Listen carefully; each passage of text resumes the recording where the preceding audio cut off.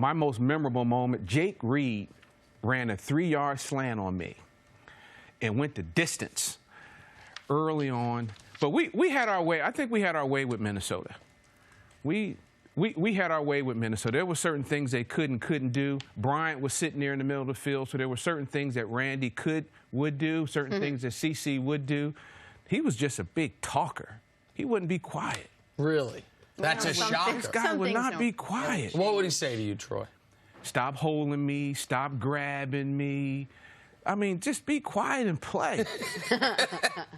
Yeah. All right. Well, no, he doesn't dispute any of it. Denied any of it. Stab him before the end of the So you've grown from being a football player to a guy who deals and works with football players all the time. This is now your life. The NFL's Executive Vice President of Football Operations. Big job. Tell us what you do. So I oversee game operations. At the end of the day, anything that surrounds the game.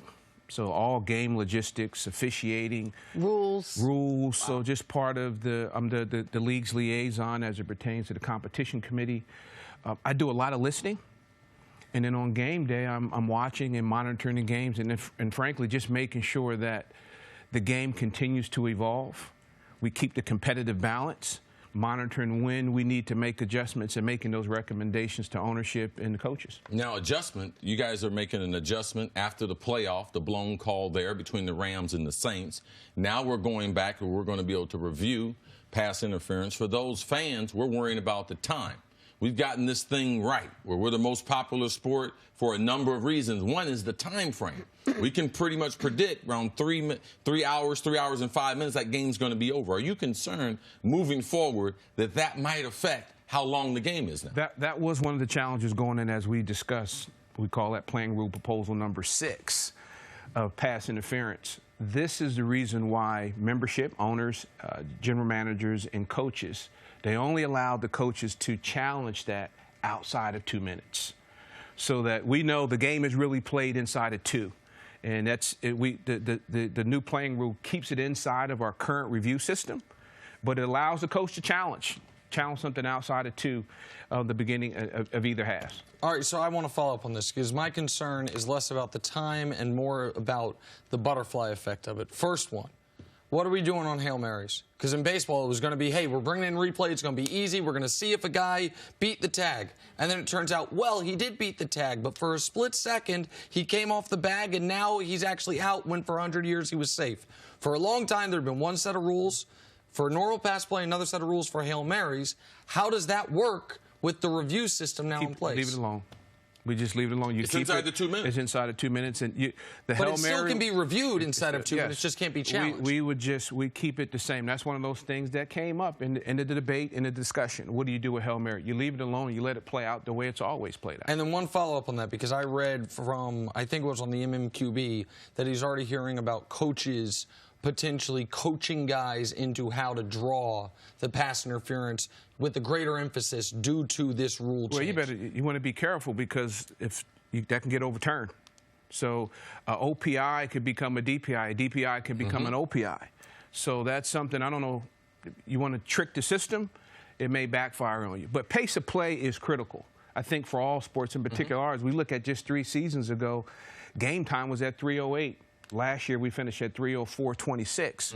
So we're conscious of, we call that pace of play, officiating mechanics. CC, when we played, there were 5 breaks inside of each quarter. There are now 4. So we're very conscious of pace of play, and we feel comfortable in the system that the games won't be extended. Why don't we have full-time referees? Well, you full-time. Roger, y'all making a bunch of money. Here we go. Why can't, we do. Y'all NFL making money? We have full-time game officials. Why aren't they all full-time is, I think, the question. We're working. You know, we're working towards that. And frankly, over the last 2 or 3 seasons, we've studied our full-time game officials. We've had 24, where are the full-time game officials, are they outperforming those that aren't full-time? Now, during the season, these men and women, they put a lot of time and effort in. They are prepared. They're human. We play an imperfect game with imperfect people. So from time to time, there are going to be calls that we don't get that we would like to see. But we're aiming towards full-time game officials throughout the entire officiating body. Troy, we always get a bunch of players on here that we talk to. We never get a good behind-the-scenes look at what actually happens. We spend an enormous amount of time talking about what's a catch, what's not a catch. What was going on behind the scenes when all of that information was coming in from everywhere and you guys had to actually make a decision on that? That's a good rule change. Because I don't know if fans really understand how much stress that is on the league to try to figure out which direction you're going to go in. The catch, no catch. And we brought CC in, so we just said, okay, let's just start from scratch. Let's bring the greatest catchers who've played our game and those who have coached our game in particular, and let's define what a catch is. So, CC, I'm going to turn it to you because you were part of that process of what is a catch, what determines a catch, and he saw the disagreement himself with his peer group about what a catch is. Can I just say, I think it's so interesting that instead of the league just making a decision, you said, well, who's catching the balls? Well, let's bring some of the greatest catchers in. It's just such a novel approach to how to actually make a rule change. Yeah, it was a great approach if they had listened to me. But then they didn't. They brought me in there, served me lunch and everything, then did exactly what they wanted. Well, we actually thought Steve Largent actually was more reasonable. And even Randy. The catch, no catch rule, I thought removing the ground, because you do have to have everything you do as far as being in bounds. Control of the ball, 2 feet in or one body part. And then after that, you got to do something with the football. And that's the difference between high school, college, and pro. Can I see him actually transition to, I'm on the offensive side, and I do believe that it helps clear it up. Let's remove the ground, even though the ground is the box that we play on. I didn't think we should remove the ground, but when we did, I could see the argument. Bill Cowher, he had a very compelling. Largent was very good. Moss, not so much. So I could see Roger. Tim Brown was very good, but Steve Largent and the points they made, I compromised a little bit, and I gave up the point as far as the ground. But as far as control and a football move, I think that they got it right. And Jenna, but that's our approach as we go into every offseason. It's let's bring in people, have an inclusive process. You get just better outcomes, and we've seen that with catch, no catch. We've seen that this O-line, D-line play. We saw it this year as it pertains to the pass interference. When you start bringing in all stakeholders, you just come out with a better outcome. So you're in a very unique position because, as we talked about off the top, you had a very decorated long career yourself, and now you're as a defensive player, and now your job is to worry about the health of the league as a whole. You mentioned game day operations. I would imagine there's a bit of maybe even an internal conflict for you when you see the league going in a way that's obviously good for business. I think it's great for the viewer. I think it's great for the fan, which is a added focus on offense and making it so much harder for you to do your job as a player. When you're watching the games, how much does it remind you of when you were playing? And what's the biggest difference between, it's not like you're an old man now. You were playing recently. Yeah, I am young. Exactly right. Much younger than our friend here.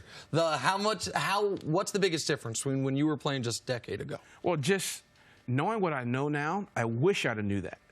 So there's no conflict. It's about doing the right thing for the game. So when you look at the game of professional football, it's why we're the best. It's why we're the most entertaining. It gets down to, here's the formula: number of plays, number of passes, number of penalties equals points. When the quarterback is upright and he's healthy, we have an exciting and a dynamic game. We have to protect the most valuable asset to a club, the QB. Plays, passes, penalties equals points. So these rule adjustments, oftentimes, they're necessary for the game. So there's no conflict. This is what is best for the game. We should not be taking unnecessary shots at an opponent, QB, receiver, whatever it may be. So there's no conflict. We're approaching the 100th season. There's a number of things I'm looking forward to. There's a number of things I've been involved thanks to the NFL and NFL films. What are you looking forward to as we approach the 100th NFL season? The emergence of these young stars. Last year, it was just phenomenal. Going to happen. Going to happen. The inevitable is going to happen. It is here.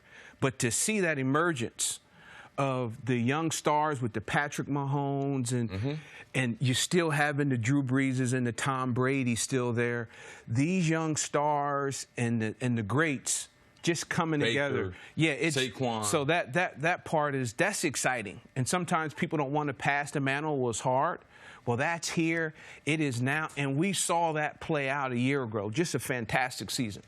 Troy, thank you so much for hanging out with us today. Thank you. I do have a gift for CC. Oh. If you don't mind. Yes, No, please. So please. every week, every day I'm watching in the morning, I wake up and just check out you all's gear. And I'm just saying, okay, two things. One, I got a Buckeye bracelet. Oh. Okay. Oh. Okay. that It's is- just a little Buckeye bracelet. Oh, okay. That is awesome. And really then nice. Got a little bling yeah, bling yeah, on a little it. bling bling. And then finally, I need you to represent the unique fraternity. Oh, my goodness, yes. Wow. Not the fraternity that just lives in Canton that you always talk about. Turn it that way so they can see. So this is, CC, won't you explain what this is? I'd like to see this every morning. This is the Walter Payton. This is the logo for Walter Payton. They changed it from the Man of the Year to the Walter Payton. I'm very, very fortunate to be one of the people. I was the first winner. And then also my brother here, he That's also won great. the award. So, yes, Walter Payton pendant. I will put it on the lapel second pin. Thank you. And Thank you. So I gave him two.